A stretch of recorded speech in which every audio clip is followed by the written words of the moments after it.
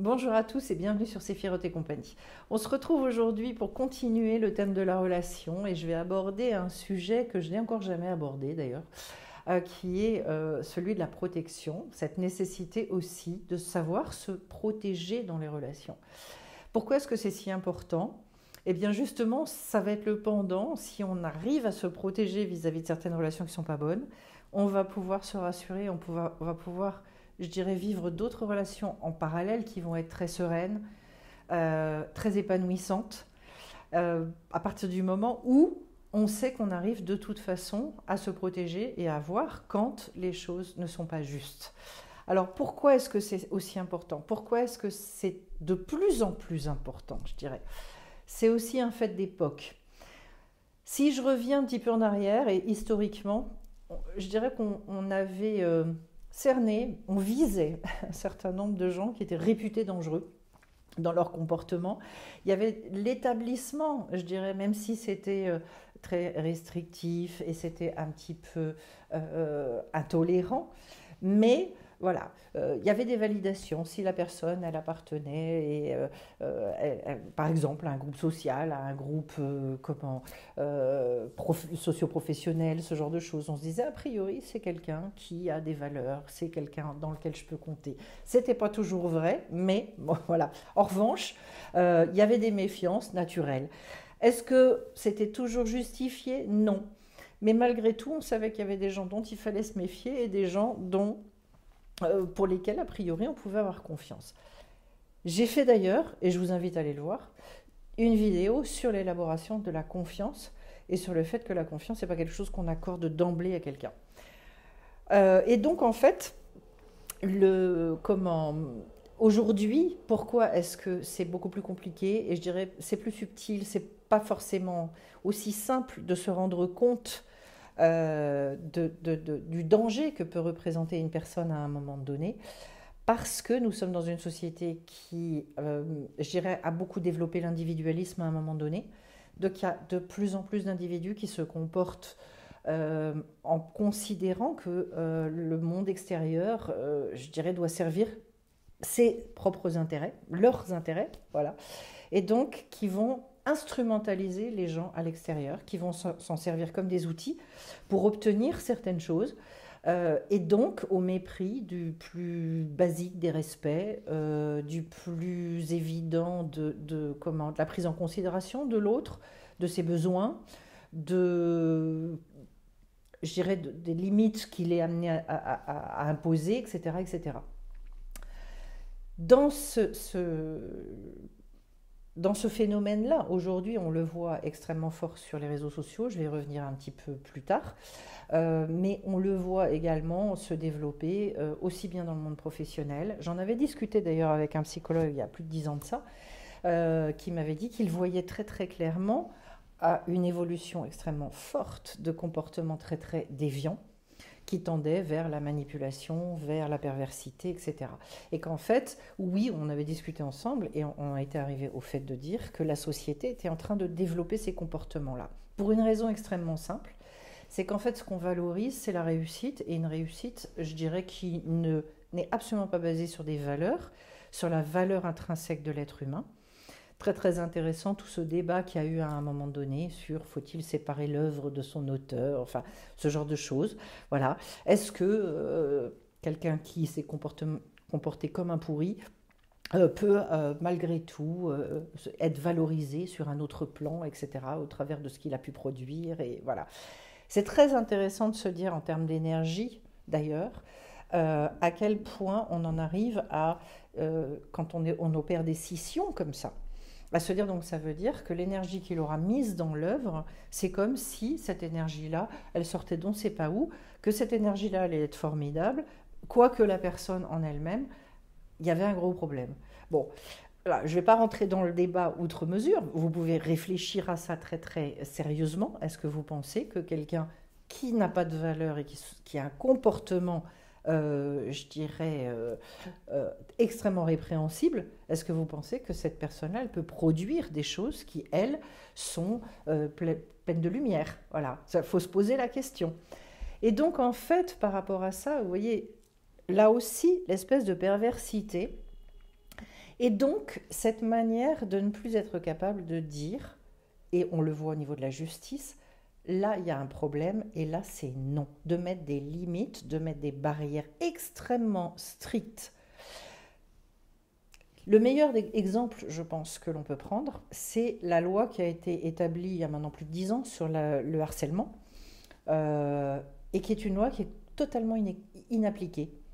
C'est-à-dire que dans l'absolu, on admet l'idée que ça existe, mais dans la réalité et dans la pratique, il n'y a jamais personne en fait qui rentre dans les cases. Alors c'est très très étonnant, parce que vous vous dites si la loi elle a été dictée, c'est qu'a priori, il y a eu un certain nombre de personnes qui ont validé qu'il y avait des comportements comme ça, avec des gens qui ont été victimes de ces comportements. Et en même temps, ça n'est jamais reconnu par la justice.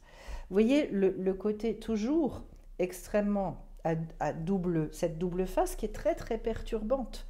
Et c'est pour ça qu'aujourd'hui, il y a beaucoup de personnes qui, dans des relations qui sont des relations que je vais qualifier de dangereuses, se remettent en question en se disant mais est-ce que c'est moi ou est-ce que vraiment ça déconne? Il y en a une qui est très très forte d'ailleurs pour parler de tout ça et qui va assez loin dans son analyse de notre société, c'est Ariane Bilran. Si ça vous intéresse, vous irez voir sur YouTube, il y a énormément de vidéos d'elle, notamment sur le totalitarisme. C'est une femme qui a étudié aussi bien la philosophie que la psychologie clinique. Elle a écrit beaucoup de livres et elle est assez intéressante à écouter. C'est d'une grande, grande pertinence toutes les observations qu'elle a pu faire à ce niveau-là. Et qui montre que finalement, oui, il y a une valorisation à un moment donné de comportements qui sont des comportements dangereux, tout simplement parce que en fait, ce sont des comportements entre guillemets invisibles. J'allais dire, ça ne laisse pas de traces visibles, c'est-à-dire que il y a beaucoup de gens qui vont faire beaucoup de mal, mais il n'y a pas de bleu, il n'y a pas eu de coup où on peut prendre la photo, la marque de. Et donc en fait, pourquoi est-ce que c'est extrêmement intéressant important de se protéger par rapport à tout ça? D'abord parce que ces comportements-là se multiplient, parce qu'ils sont valorisés. Et donc en fait, d'avoir une grande acuité, une grande conscience à un moment donné, que ça aille d'ailleurs des plus petites manipulations jusqu'aux choses les plus extrêmes, eh bien, ça existe et que ça existe, j'allais dire, allez, on va dire à peu près partout. De toute façon, dans tous les milieux socio-professionnels, ça c'est clair. Mais c'est surtout qu'en fait, je dirais dans les grosses entreprises, il y en a forcément. Donc en fait, il y a une espèce d'attention à porter à ces comportements-là. Alors, je parle de ces comportements, il peut y avoir aussi d'autres genres de prédation, hein. Mais d'être très vigilant sur les intentions des gens. Quelle est l'intention de l'autre? Est-ce que moi, je sens que la personne, elle me prend en considération ou pas? Et là, c'est de revenir à des choses qui sont... C'est même plus de l'intuition, c'est de l'instinct, instinctivement. En sachant que, bon, chez certaines personnes, c'est plus facile à repérer, chez d'autres, c'est moins facile à repérer. Mais est-ce que, instinctivement, j'arrive à ressentir quelque chose qui est positif? Est-ce que c'est pas trop mielleux? Est-ce que c'est pas... est-ce que c'est cohérent? Voilà. Je vous invite d'ailleurs à ce niveau-là à aller regarder la vidéo que j'ai faite sur l'élaboration de la confiance avec l'autre, où je parlais bien et j'ai dicté le fait que la confiance en l'autre, c'est pas quelque chose de spontané, c'est quelque chose qui se travaille, c'est quelque chose qui se construit. Et donc en fait, je dirais, il ne faut pas avoir peur de ces gens-là. Il faut savoir qu'ils existent et être en conscience, sortir de l'ignorance et se dire, ok, je vais devoir repérer, regarder si oui ou non il y a un problème de ce point de vue-là. Alors, il n'y a pas que les phénomènes de manipulation, il y a les phénomènes aussi de vampirisation, des gens qui vous pompent votre énergie. Donc là, ce sont des choses, c'est pareil. Enfin, quand vous vous rendez compte que suite à une rencontre avec une personne, à chaque fois vous êtes fatigué, il y a un problème. Au lieu d'être réénergétisé, normalement dans la relation et dans des relations saines, vous sortez d'un endroit, vous vous dites « Waouh, super, je viens de partager telle et telle chose avec telle personne, c'était génial ». Normalement, si vous voulez, c'était d'ailleurs une chose que je disais toujours Avant, quand j'avais cette école de musique et de théâtre, quand il y avait des parents qui inscrivaient leurs enfants et qui me disaient, je ne sais pas si la musique ça va être son truc, je disais, écoutez, il essaie. Et puis vous allez voir quand il va remonter dans votre voiture, quand vous allez discuter avec lui, vous allez voir dans quel état il est. Et puis là, vous aurez votre réponse. C'est-à-dire qu'en fait, les enfants ressortaient, ou même les adultes, et ils avaient récupéré une énergie, ils avaient récupéré de la force. Normalement, c'est comme ça partout. On devrait ne construire des relations que comme ça. C'est-à-dire, choisissez votre médecin comme ça. Et dites-vous, quand je ressors de chez le Toubib, je suis bien, j'ai eu un sourire, j'ai eu un mot sympa, je me suis sentie entendue, etc. Le dentiste, avec vos amis, avec toutes les personnes avec lesquelles vous établissez des relations, ça devrait être comme ça. Voilà. Essayez à un moment donné de réaliser, justement, quand je vous dis qu'on recherche des relations épanouissantes, je parle de ça. Et donc, en fait, pour revenir, je dirais, à des fondamentaux et comprendre à un moment donné pourquoi est-ce que on finit par avoir peur de la relation. Mais c'est parce qu'il y a tout un tas de relations qui sont des relations, j'allais dire, pourries. Parce que ça, non seulement ça nous apporte rien, mais c'est que ça nous coûte énormément. Voilà. Ça, je vous parlais du phénomène de la vampirisation. Ok. D'aller rechercher les intentions de la personne, savoir éventuellement quel peut être son intérêt. Je pense qu'il y a des fois, d'ailleurs, il faut demander finalement très clairement quel est l'objectif de la personne dans la relation qu'elle veut créer avec vous. Voilà, ce sont des choses qui m'est arrivé de faire, puisque j'ai été contactée aussi suite à la sortie de mon livre, suite à un certain nombre de choses, avec des gens qui me disaient, je sais, on a des choses à faire ensemble, je suis sûre, etc. Je disais, ok, d'accord. Et donc, vous proposez quoi? Vous avez pensé à quoi, etc. J'ai demandé à ce que les objectifs soient extrêmement définis. Voilà, pour comprendre à un moment donné la démarche de l'autre. Je suis toujours très très ouverte à plein de choses. La seule chose, j'ai besoin de valider des choses avec les gens. Voilà. Et donc en fait, l'autre chose aussi, c'est de savoir si la personne tout simplement, et c'est pas méchant, mais la personne, elle a besoin à un moment donné de moi parce que je suis quelqu'un de positif, et donc elle va se servir de moi parce que systématiquement, quand elle me voit, ça lui fait du bien. Donc voilà, à un moment donné, c'est ça aussi, hein, ce système de vampirisation. Mais finalement, derrière, il ne se passe pas grand-chose. Ou alors des gens qui ils sont très sympathiques avec vous quand ils vous voient, mais derrière, ils racontent tout un tas de choses. Ça, c'est assez facile de savoir. Comment est-ce que les gens se comportent derrière votre dos? Regardez comment ils parlent des autres quand ils sont avec vous. Et vous allez très vite savoir, dites-vous aussi, ils le font avec les autres, ils le font avec moi aussi. Voilà. Ça, c'est la règle. Bon. Euh, le grand danger dans toutes ces relations, c'est quoi? C'est finalement, petit à petit, de s'habituer à ne plus exister. Si on est en face de personnes qui ne sont pas capables de nous laisser un espace pour nous réaliser, pour exister, ça veut dire que petit à petit, on renonce, on se met de plus en plus en retrait. Et donc, en fait, ça cumule beaucoup de tristesse, beaucoup de frustration, beaucoup de renonciation. Et on ne comprend plus pourquoi, au bout d'un moment, on n'a plus la niaque, on n'a plus l'envie de sortir, de rencontrer des gens, etc. Ben, vous ne vous posez pas la question. C'est qu'à un moment donné, quand on a un maximum de relations qui sont de cet acabit, de cet ordre-là, qu'on n'est jamais nourri, qu'on se sent utilisé, que tout ça, c'est pas cool, hein, c'est pas très agréable. Voilà. Euh, Ce que je peux donc dire par rapport à ça, c'est sans psychoter là-dessus. L'idée, c'est pas d'en arriver justement à se fermer, mais c'est d'être objectif et d'avoir une certaine prudence. Pas de la méfiance ou de la défiance vis-à-vis des autres, mais de la prudence. Voilà, je ne suis pas naïf, je fais attention aux choses. Et donc, effectivement, d'être capable de faire parler aussi les gens et qu'ils sachent définir très précisément le pourquoi, par moment, ils vous demandent justement d'entretenir des relations avec vous. Euh, L'autre chose aussi, je pense que dans le système enfin, dans cette nécessité de se protéger, et là je vais reparler des réseaux sociaux, à savoir qu'il y a un besoin aussi de garder une part d'intime. Il y a eu une espèce de glissement absolument incroyable, et je le vois très fortement dans la jeune génération, qui a pris l'habitude sur certains réseaux de se prendre en photo, alors plus ou moins habillé, on va dire, ou plus ou moins dénudé, de prendre des poses et des ceci et des cela. Enfin, ça se voit extrêmement fort chez les jeunes femmes, les jeunes filles.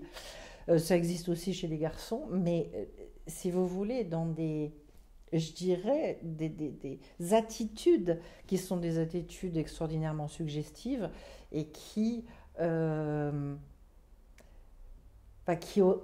autrefois, il y a ne serait-ce que peut-être 15-20 ans, auraient été considérées comme quelque chose d'extraordinairement choquant. Alors, c'est quoi cette part de dévoilement de l'intime? C'est très, très intéressant. Parce que pour moi, ça va avec un manque de respect de soi-même. Non pas que je sois prude et que j'ai un problème avec la nudité, mais que dans la symbolique, ce dévoilement-là, bon, d'abord, c'est vraiment dire, moi, ce que j'offre, c'est mon corps. Donc, le signal, c'est aimez-moi pour mon corps. Et ça crée beaucoup, beaucoup de frustration après, parce que des témoignages que j'ai, c'est finalement, bah en fait, on s'intéresse à moi que pour mon corps. Bah, je dis oui, mais en même temps, regardez ce que vous vendez. Voilà, donc faut être très au clair par rapport à ça. Et dans la symbolique, ça signifie aussi que finalement, on dit tout à tout le monde, qu'on montre tout à tout le monde. C'est prendre un risque énorme, mais énorme, là aussi d'être confronté à un manque de respect. Pourquoi ? Parce qu'il faut avoir bien conscience que cette part d'intime, d'abord, on ne dévoile pas tout à n'importe qui, n'importe quand, n'importe comment. C'est une grande sagesse tout ça. Sur les réseaux, il y a même des jeunes filles qui ont des réseaux extrêmement ouverts et donc qui finalement ne savent absolument pas auprès de qui elles se montrent et qui après s'étonnent d'avoir des commentaires qui sont des commentaires extraordinairement dégradants, insultants, négatifs. Ne serait-ce que des fois, tout simplement, et sans parler, sans aller jusque-là, mais exprimer certaines opinions. Là aussi, il y a une certaine sagesse à avoir. Il y a des choses assez basiquement. Et c'est une grande conversation que j'avais eue un jour avec mes enfants au moment de ce qui s'était passé sur Charlie, le fameux « Je suis Charlie », etc. Et la grande conversation qu'on avait eue, c'était parce que forcément, liberté de la presse, etc., etc. Et je trouvais ça très intéressant parce que je me disais, on en arrive dans une telle dénégation de la manière dont la société, enfin, de certains individus qui existent, qui sont comme ça, et finalement, un déni total que certaines personnes ne sont pas prêtes, finalement, et ne peuvent pas supporter certaines choses. Et que la provocation, donc on était allé regarder, on avait fait des recherches sur certaines publications du Charlie Hebdo, où il y avait je dirais des gros titres et des choses extraordinairement provocants, et sous prétexte de la liberté, est-ce que justement, c'est une grande question, est-ce qu'on a le droit de tout dire, est-ce qu'on peut tout dire, est-ce qu'on peut se moquer de tout le monde, sans considération, sans égard pour personne? Eh bien, la limite, justement, c'est le jour où vous tombez sur quelqu'un qui est complètement fou. Et la limite, c'est que, il y a des gens qui ne sont pas suffisamment construits pour pouvoir recevoir ça. Je prends cet exemple-là parce que j'en reviens à ce que je vous disais sur ce qu'on dit sur les réseaux sociaux. Eh bien, à un moment donné, ça signifie que si je ne prends pas en considération l'autre aussi dans ses limites, je vais me mettre en danger. Je vais me mettre en danger. Pour moi, c'est une grande preuve d'intelligence, d'accepter qu'il y a des gens qui, autour de soi, sont des gens qui sont limités. Et à ce moment-là, de se dire, ça veut dire que moi aussi, je vais devoir m'adapter à ça. Pour X raisons, parce que j'ai aucune envie de me mettre en danger volontairement. Voilà, donc là, je suis allée très loin dans l'exemple, mais à des niveaux plus petits, je dirais, il y a malgré tout, aujourd'hui je pense, une mise en danger qui est faite sous le prétexte de je suis libre, je peux dire tout ce que je veux, n'importe où, et tout le monde doit tout accepter. Dans ces cas-là, il faut accepter de se prendre des coups aussi.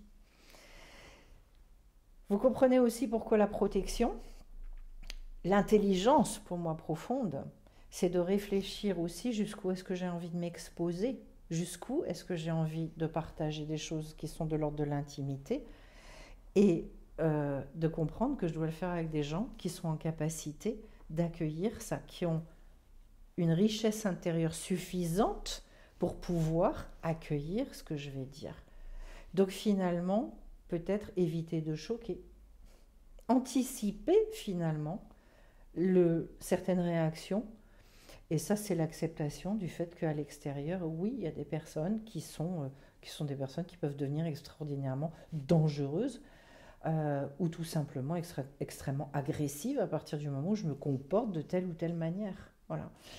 Et donc, cette nécessité de se protéger, pour moi, elle est peut-être plus que jamais nécessaire.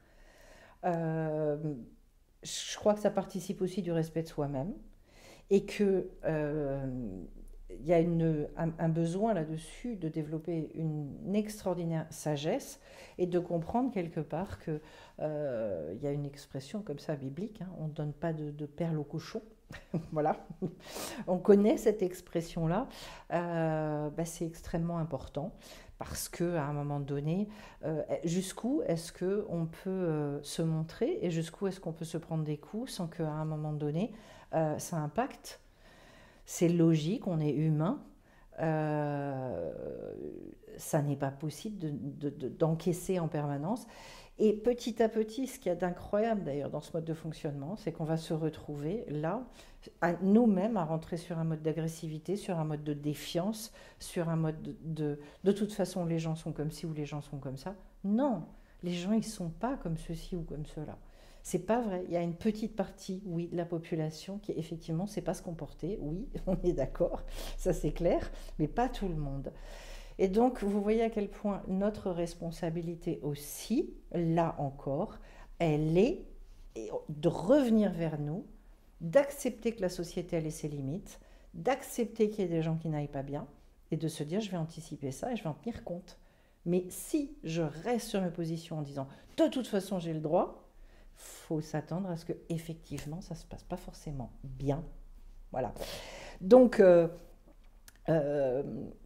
là, pour moi, c'est vraiment, vraiment lié au fait d'avoir un comportement intelligent et d'accepter de vouloir que la société soit autrement que ce qu'elle est. C'est pour ça que là, je parle d'arrêter de refuser une réalité et de s'adapter à cette réalité-là. C'est pour ça que la définition, ça me va bien, la définition de l'intelligence qui consiste à dire l'intelligence, c'est le fait de réussir à s'adapter, c'est la capacité d'adaptation, je pense que c'est extrêmement juste. Voilà ce que je pouvais vous dire sur le sujet. Et vous voyez que apprendre à se protéger, ça ne veut pas dire se fermer, ça ne veut pas dire renoncer, mais ça veut dire, franchement, comprendre qu'il y a des limites à établir en fonction des autres aussi.